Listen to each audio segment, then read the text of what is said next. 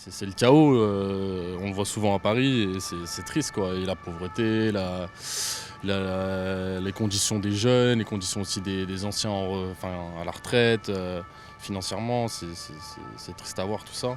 Le nerf de la guerre, c'est qu'il n'y a que l'économie qui tienne, quoi. Alors certains hommes politiques veulent faire croire le contraire, mais malheureusement c'est faux. Le souci économique et politique général, je pense que ça ne concerne pas que la France. Mais c'est vrai qu'en France, disons que la politique actuelle n'aide pas. On n'est pas en train d'aller vers le mieux. Parce qu'actuellement c'est ingouvernable. L'Assemblée nationale c'est un cocktail à trois. J'ai hâte de voir les élections municipales, les prochaines, pour voir si la gauche reste, si les Verts passent. Voilà, ça m'intéresse. Avancer du populisme, quoi. C'est faire. Moi, je pense que ça vient du Rassemblement national, quoi. Je crois que c'est un parti qui pourrit le débat et qui flatte au mauvais endroit. Donc, du coup, voilà. Mais il y a pire que ça. Il y a la situation en Palestine et le soutien du gouvernement français pour l'État d'Israël aussi. Ça nuit énormément à l'image de la France dans le monde. Il ne faut quand même pas oublier que le français, c'est une des 6 langues de l'ONU. Donc je pense que historiquement, on a quand même une place importante sur la scène internationale. On a un siège permanent au siège de sécurité. Mais aujourd'hui, on ne le voit plus.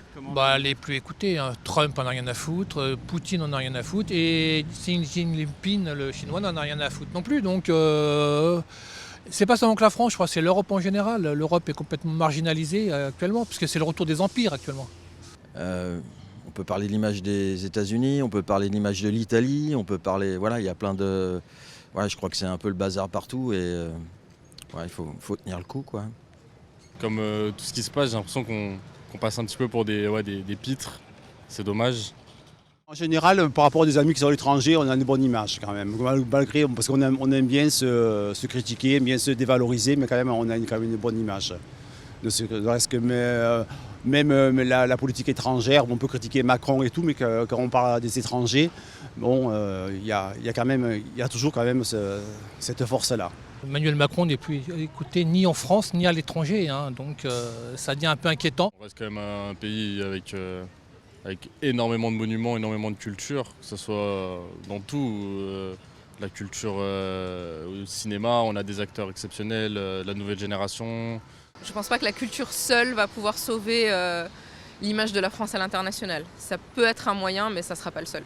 Même si on a une ministre de la culture qui n'est pas intéressée par la culture, je pense que le vivier culturel français est très fort. De par lui-même, qu'il y ait des aides, tant mieux, mais s'il y en avait moins, il y aurait toujours de la culture. Je ne pense pas qu'on faiblisse. Voilà, la diplomatie, la culture et la gastronomie. Voilà.